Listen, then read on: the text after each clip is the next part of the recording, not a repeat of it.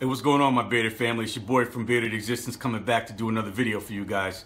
The video I had intended on doing today was going to be based on two products that I recently ordered. One is the Parker straight razor, and the other is the Tweezer Man mustache and beard scissor.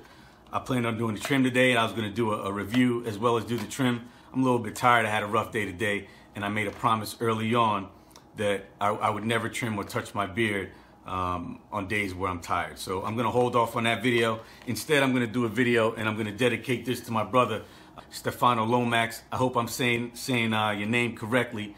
But basically, he asked me to do a video based on how my beard matured from when I first started and how I compare that to other beards and other people's beards. So this video is gonna be basically speaking about that subject.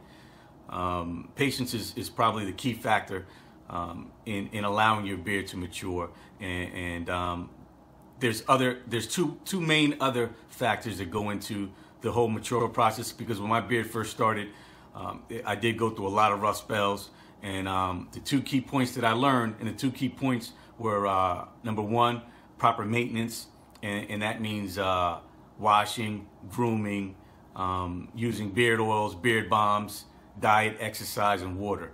That's a key element to the way your beard matures and making sure it does mature healthy and the way you want it to. The second thing is going to be your confidence in your beard and the way you present yourself and the way you look, as well as your beard goals. Without confidence and having a beard goal, I'm going to tell you now, your beard is always going to be at risk. It's always going to be at risk for you looking in the mirror and deciding to cut it off. It's always going to be at risk for you allowing outside influences to make you, trim or shave. And I'm going to tell you, I went through a lot of rough stages. So one of the toughest stages I went through in my beard was through the maturing process was I had two pretty deep indentations right in this area here, where my beard hairs were just a lot shorter and my chin was just taking off. And I just kind of looked like I had a hand on my chin, just pointing out like this, and I walked around like this on a regular basis.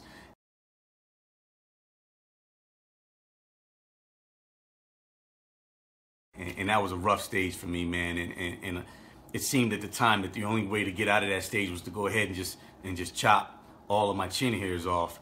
And I'm glad I didn't, because every beard hair on your face serves a purpose. So other hairs started to catch up and fill in. Confidence will help you go through the rough stages, knowing that, okay, your beard may look rough now, but this is not your goal. This is not where you're going to be at.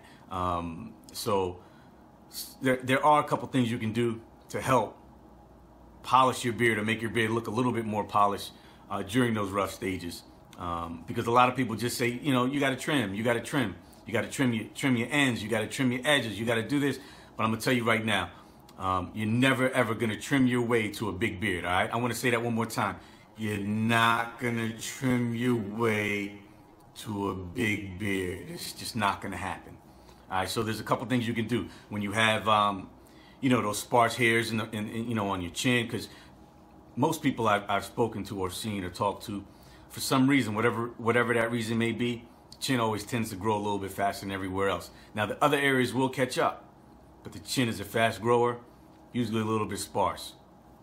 How you can help combat that is wear darker clothes, all right? Wear a darker shirt, black, blues, whatever colors. Try to stay away from the whites. The whites are going to show all the imperfections in your beard, all right? That's number one. Number two, use a thicker, heavier balm, okay? You can use a thicker, heavier balm, and instead of combing your beard all the way out, which we all want to do because we want to show that growth off, just pat it in, pat everything in, pat those loose hairs in. Your beard's going to look and appear to be a lot smaller, but it's going to have an appearance of being a lot more neat.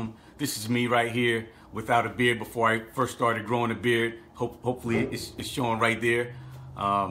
So that's your boy with no facial hair at all. This is me here in the early stages of my beard.